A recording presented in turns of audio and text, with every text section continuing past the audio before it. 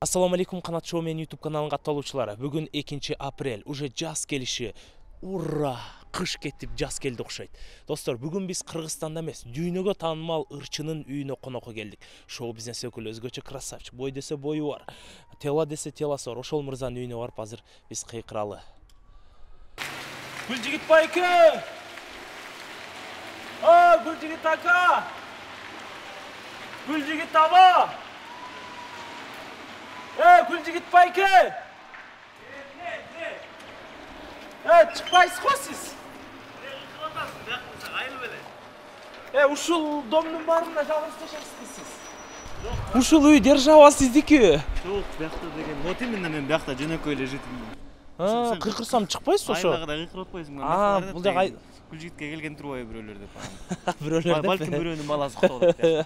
Ассаламу алейкум, кандайсыз? Жакшысызбы? Аябай катты тамашалап таштадыңыздар жозго. Тамаша. Андыктан биз Гүлжигит Калыковдун үйүндө коноктобуз. Пойдемте. Гүлжигит мырза 6-этажда жашайт экен, анан бул жада лифт жок экен, шаты менен чыкканга аракет кылдык. Эмнеге сизге именно 6-этаж? Билбейм, телефон номеринде 6-этаж. Ушундай сактуу бир 6-ларга бар. Жеңешада 66-жылкы. Эми ал деген 76-жыл. Андыктан бисмилля деп биз жеңенин үйүнө кирели. Жүрүңүз. Чогуу биздин үйүбүз. Жок, сиздин үйүңүздө? Чогуу биздики. Ишенсек болот анда. Кирсеңиз болот. Коноксуз. Бисмиллахиррахманиррахим. Киргенде эле классный аура. Үй негизи канча квадрат метр? Үй 74 квадрат. 2 комната. 2 комната. Алганыңыздар канча жыл болуп калды? Алганыбызга буюрса быйыл 3 жыл болот жайында.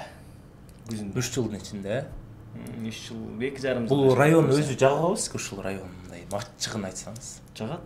Жаккан үчүн келдик да. Себеби башка үй аларда башка райондордон көп караштырдык. Балким абасы тазараак болот деп өйдө жактан алсакпы деп да жүрдүк. Анан ушул курулуш компаниянын үйлөрү жакты. Бир варианты тетиге Турузбекова жактан чыккан. Анан экинчи вариант ушул жерден чыкты. Ушул жерден алганыбызды туура көрдүк.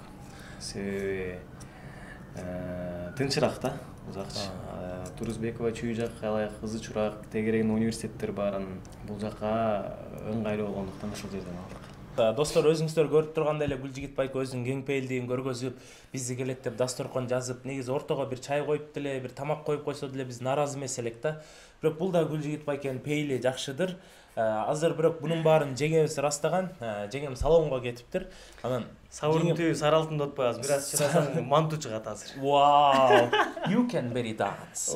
Анда Гүлжигит байке экөөбүз Тамактаналы, тамактаналы. Сиздер карап турсаңыздар болот, же келип тамактанып кетсеңиздер болот биз менен. Достор, чындыгында ушунун баардыгын биз сиздер үчүн кылып жатабыз. Каналга подписаться кылып, комментарий жазып, колокольчикти басканды унутпаңыздар. Колокольчикти сөз баскыла. Колокольчик да? Урматтуу жалпы көрүүчүлөр, ошентип биз Гүлжигит Калыковдун зал үйүнө келдик. Бул жакта өзгөчө өзүңүздөр көрүп тургандай аура жакшы экен. Жеңем экөө ушинтип отуруп алып, телевизор көрөт экен. Негизи телевизор көргөн убактыңыздар болобу? Жок. Убакыт көп болбойт, балдарды уктатып алып эле көрбөсөк. Кел отур. Бул канча квадрат метр? Залдыкын билбейм, 30га жакын болуш керек. Негизи мындай үйүңүздөргө көп эле конок келеби мындай? Коноктор келип турат, о. Өтө көп келет деп айтпайбыз, бирок келип турушат. Бунун обою, мисалы, потолоктун светтери, тетил жакта кеткен айлана тегеректи светтердин баардыгын өзүңүз ойлоп тапкансыз, Жарымын өзүбүз ойлоп тапканбыз. Жарымын дизайнер ойлоп тапкан. Дизайнер өзүнүн баягы кызыкчылыгындагы нерселерди көргөзгөн, бирок биз кичине бир аз өзгөрүүлөрдү киргизип, анан ылайыкташтырып алганбыз. Негизи, урматтуу көрүүчүлөр, бул жакта да карап койсоңуздар болот. Стенадан дагы терезе чоңураак болуп кетет экен да. Анан атайын бул защиталарды коюп турсуз, булардын баардыгын коюп турсуз. Мындай үйгө келгенде баягы жумуштан чарчап келесиз, же гастролдон чарчап келесиз. Мындай үйгө келгенде кайсыл комнатага кире салганга сизге аябай мындай. Ушул залга эле кирем. Себеби бул жактан өзүмдүн баягы музыкага жакын электронный пианинам бар. Кааласам эшикти бекитип алып кино көрөм. Негизи ушул бөлмө жагат мага өзгөчө. жеңеңдин эзилген мантуусунан азыр охо шорпону мындай чыканакка чейин агызып туруп жегендечи ана эч эстен кетпейт го азыр кереги жок, газ плиталар күйүп калды, жеңемдин мантуусу уже бышып ортого даяр болуп калды да. Же түшүгү ал жерден Гүлжигит байке жалгыз болуп калды. Мына достор, өзүңүздөр көрүп тургандай жеңебиздин мантуусу ушундай сонун жыттанып атат. Андыктан жеңе ичинде эмне рецепттери бар айтып койсоңуз. Эт эле. Эт менен пияз. Камыр жокпу, камыр? Бар, конечно. Мындай кичинекей кезде манту түйүп атканда мындай тоголок камыр коюп коет го, ким жесе бактылуу болот депчи. Ошондой барбы? Конечно, бар. Бисмиллахиррахманиррахим деп. Я давно не съела манту.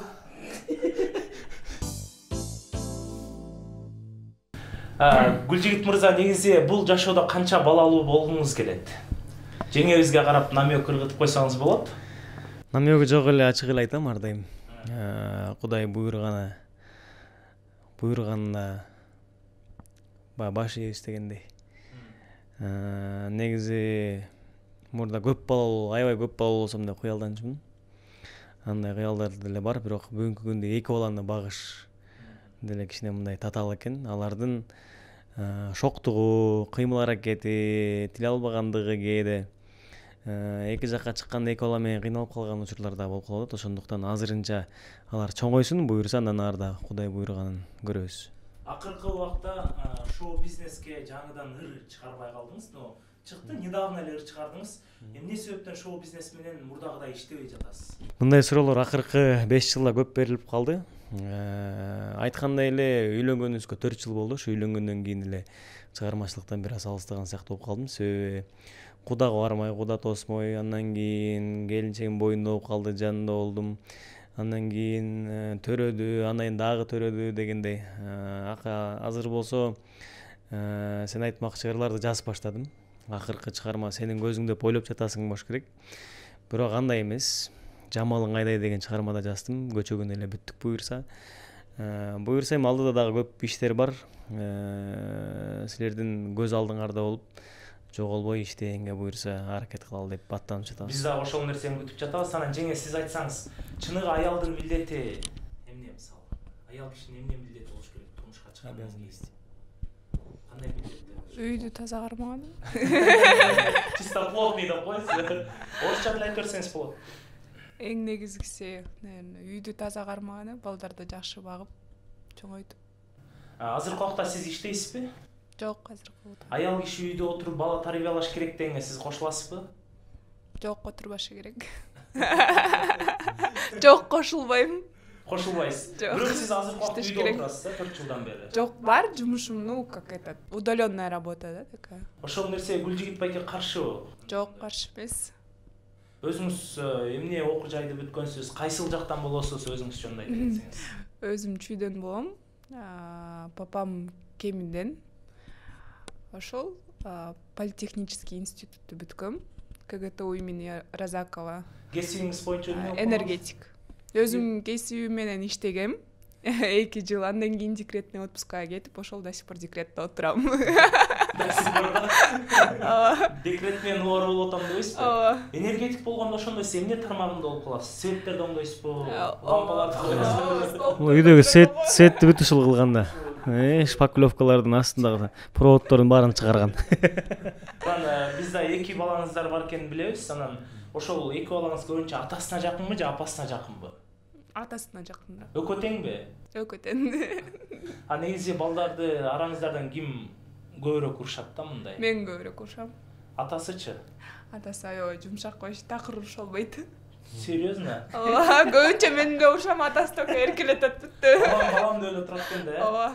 Атасы только бузат. Эркелет. Кыл деп, туура кыласың деп. Гастролго кеткенде мындай ушу Гүлжигитке тарындым, ушу ырчылар менен жашаш кыйын экен дегенде учурлар болду беле? Жок, болгон эмес. Сиз башында эле кимге турмушка чыгып атканыңызды Конечно, билгем. Конечно, ооба, билгем. Өзүңүздү негизи биз мурда жаңы үйлөнүп атканда фото модель катары элестеткенбиз да. Сүрөткө чыкканда да прям Кыргызстандын эң күчтүү фотосессияларынын бири болгон. Ошол убакта мындай өзгөчө эмне эсиңизде калды эле? Фотосессияданбы? Первая фотосессия, наверное, которая Суперинфо, да, была? Жок, тип Шестаков менен барган көлгөс фотосессия ошо эң мыкты болгон, Эң мыкты ошо. Ошол. Ал эми Гүлжигит мырза эмне тамакты жакшы көрөт көбүнчө? Манты, плов, курдак. Эки баланы төрөдүңүз, эми эки баланы деле багыш оңой эмес. Ошол убакта Гүлжигит байкенин тамак жасаган күндөр болду беле? Тамак жасап, либо балдардын кийимдерин жууп, мисалы сизди жетишпей жатасың депчи. Биринчи бала менен аябай жардам берген. Экинчи бала менен көбүнчө иштеп жатат. Тамак аябай капризный деле эмес. Мындай оңой деле тамактарды жакшы көрөт. Жасаган убактары бар, яичница жакшы куруп берет, же Фаизадан тамак алып келип берет, же бублика алып барат. Фаизанын кухнясынан жасап келем да. Бир айда негизи канча жолу чыгып чогуу гүл айтетип көчөгө чыгасыздар? Канча жолу чыкпайсыңар деп сурасаң эмнечи? Гүлжиттин убактысы болгон күндөрү эле чыгабыз сразу эле. Акыркы күндөрү биз сиздерди көп да интервьюдан көрбөй калдык. Анан үйүңүздөр тартканга да абдан каршы чыктыңыздар. Эмне себептен мага макул болдуңуздар? Билбейм. Наверное, ты чем-то близок к Гульджигиту, поэтому он согласился. Так он не соглашается обычно. Гүлжигит байке, как вы думаете? Чегең туура эле айтты окшойт. Эми Гүлжигит байке, чыныгы үй бүлө курган эркектин милдети кандай болуш керек? Үйдө ар дайым жылуулук болуш керек, тынччылык болуш керек. Үй бүлөңдүн кийими бүтүн болуш керек, курсагы ток болуш керек. Ошол эң негизгиси ошол деп ойлойм. Андан тышкары көптөгөн милдеттер бар эркектин моюнда. Бул татыктуу тарбия берүү, аларды жакшы жерден окутуу, жакшы билим берүү. Дагы көп нерселер бар, анын баарын айтып отурса негизи ата кишинин милдети өтө көп болуш керек деп ойлойм. Ошол эле учурда эненин да милдети көп, себеби ата негизи көбүнчө көчөдө жүрөт да, бул баягы ошол үй бүлөгө тамак алып келейин, ошолордун үй бүлөсү, үй жылуу болсун деген сыяктуучу. Ал эми эненин милдети ошол атанын жоктугун билдирбей, татыктуу тарбия берип, кызга дагы, эркекке дагы аларды тазалыкта кармап, жуунтуп, ичинтип дегендей, сабагын даярдатып, ошолор эненин милдети болуш керек деп ойлойм. Негизи үй бүлөдө баягы эки жашты кошкондо бир адамдын колу ачык болот, бир адам акча катуу болот. Араңыздардан ким сарамжал, кимдин колу ачык? Экөөбүз тең эле бирдейбиз негизи. Экөөбүз колу ачыкпы? Кээде ачылып кетет мынакы деле. Кээде эле. Жок, бирок негизи экөөбүз бири-бирибизди тийип турабыз да. Бул өтө ачылып бирөөнө ишенип баратсам мен айтам, бул жагы туура эмес болуп калды деп. Же болбосо туура болсо туура деп айтам. Ошол эле кеңештерин Айпери да мага берип турат. Экөөбүз бирдей эле баягы бири-бирибизге кеңеш берип. Мүмкүнчүлүктөн пайдаланып бизди көрүп жаткан ар бир көрүүчүлөргө айтар элем, жубайларыңыздарды, алгач ата энеңиздерди сыйлагыңыздар. Аларга көзү тирүү кезде канчалык жакшы көрөрүңөрдү, канчалык сыйлайт экениңерди, өзүңөрдүн ичиңердеги болгон сезимдериңиздерди жашырбай көп айтып тургула, бул деген жакшылыкка гана алып келет деп ойлойм. Жалпы биздин көрүүчүлөрүбүз ошентип биздин Тутанган махабат аттуу шоу программада сүйүү лирикасынын этегине келип жеттик. Андыктан Гүлжигит мырза, Айпери айым, ар дайым биз бактылуулук каалайбыз. Эки дүйнө бактылуу болуңуздар. Чындыгында экөөңүздөрдү көрүп көптөр үлгү алса дагы болот. Достор, бүгүнкү берүүбүздүн өзгөчөлүгү мен ырдабай, мен чертип берем, канат болсо сиздерге ырдап берсин, Every night in my dreams I see you, I feel you. It is how now know you gone. Эта песня посвящается для женщин. Гүлжигит байкенин эмне сапаттарын баалай аласыз мындай өзгөчө, мындай ушунча 4 жылдан бери? Воспитание, его чистоплотность, умение найти общий язык, как он относится к детям, наверное, его забота, любовь, его отношение к своим родителям, вообще как он себя ведет, как он себя преподносит. На спальный. Сразу Гүлжигит байкен көйнөктөр бул жакта старт элинип турат экен да. Конечно. Той десе. Бул жак тааныштырып берсеңиз болот. Жаңа бул жакта ошо спальный шкафтар, балким Гүлжигит байкенин кийимдерин көрсөк болобу? Гүлжигит байкеники көппү же сиздики көппү үйдө кийимдер? Гүлжигиттики көбүрөөк окшойт. Өзүңүздүн эң мыяктан старый бир пижаңыңызды таап берсеңиз. Эң старыйбы? Эң старый маяктагы дейм. Ең старый азыр батпайт болуш керек бул мага. Мага батат. Эң новыйчы азыркы убакта мындай. Азыр чындыгында бизде да костюмдар көп, бирок мынчалык порядкада илинип турбайт. Буну каяктан алдыңыз эле, анан баасы канча турат? Кажется, это турецкий, да? Уже Цинтондон алгам. Баасын унутуп эле калдым. Примерно $300-400 тегереги болуш керек. Анан өзүңүз мындай көбүнчө сүйүп кийген пижаңыңыз кайсы бул жактан? Акыркы жаңыларын сүйүп кийесиң да. Ошон үчүн Мо сүйбөй калгандарды кимге бересиз? сүйбөй калгандар калат архивке. Архивке калат, э? Өзүңүз көргөндө жаңы эле мо көрбөспүн алгачкы костюмдардан. Бул кайсыларды деп атканда? Бул клипке тартылган эмеспиз бул костюм болгону гана жакшылыктарга кийчүбүз. Клипке тартылгандар бар бирок алар караш керек. Могу мисалы үчүн могу клипке тартылган. Могу клипке тартылган сен дегенде деге. Мол костюмчу да интересно да. Жамгыр төктүгө кийилген бул. Жамгыр төктүнү Кыргызстандан ырдаганга кийилген. Не азыр кийбейсизби буларды, э? Азыр батпайт да. Мага бербейсизби, мен чоңойтуп кийип алайын. Мындай баттырыпчы. Булар летний. Булар болсо көбүнчө неме, повседневка көчөгө кийген. Летний кийимдер, э? Көбүнчө ошол залга барып калат байкебиз, э? Анан келгенде мындай мактанган убактар болобу? Мен бул монча килограмм көтөрдүм депчи. Жок, килограмм эмес, буяктан туруп алып, көз күнү карап туруп, өзүнүн прессин карайт, колдорун карайт. Кээде мындай ар кандай болуп калат эми үй бүлөдө, кээде жанагындай таарынычтар болуп калат, киного жетишпей калыпчы. Ушул убакта мындай ким биринчи кечирим сурап, ким биринчи сүйлөйт, араңыздардан кимиси мындай көк бетирээк да? Мен көк бетмин го дейм. Нарас мен көк бетмин го. Кантип жазыласың?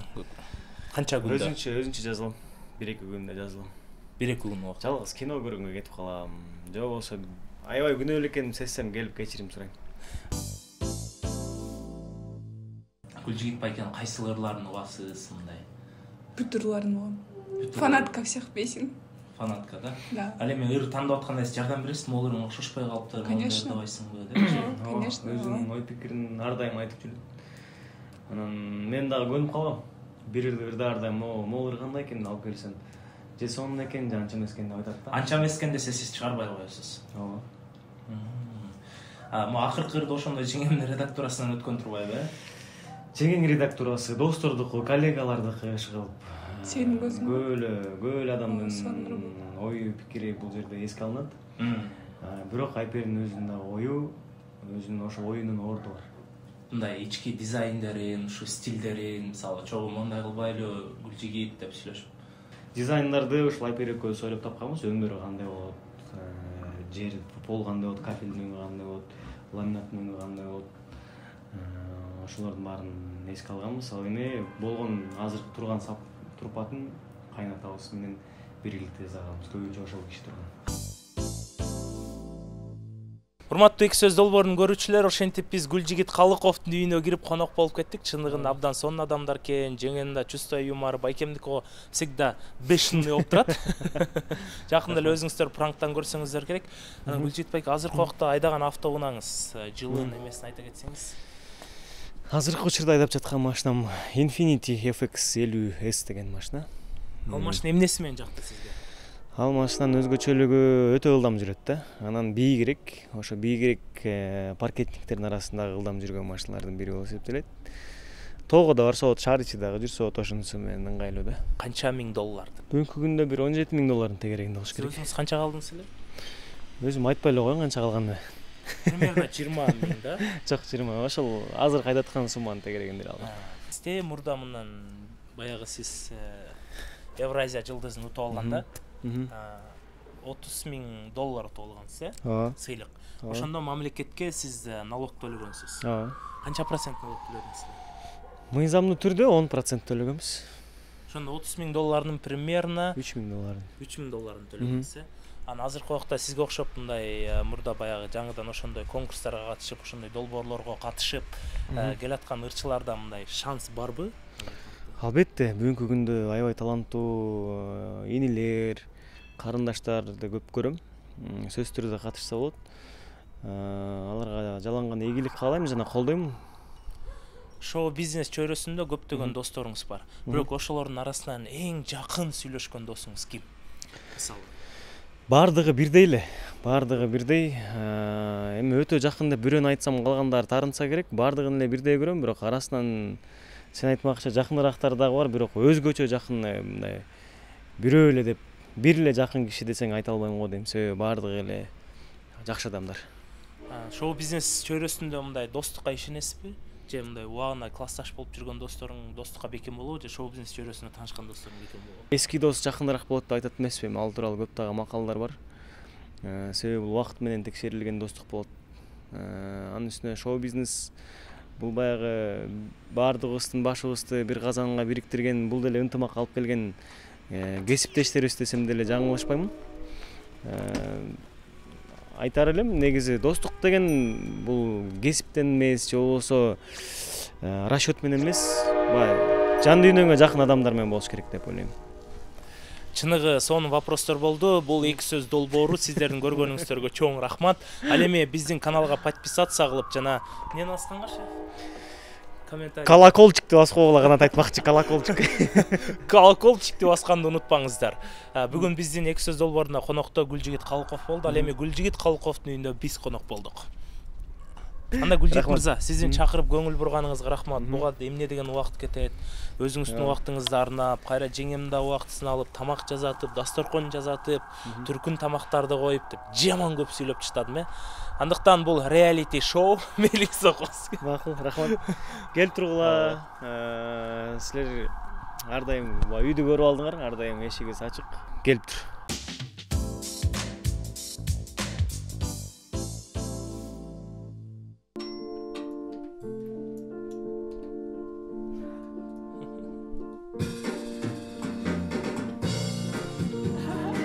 Ha ha ha.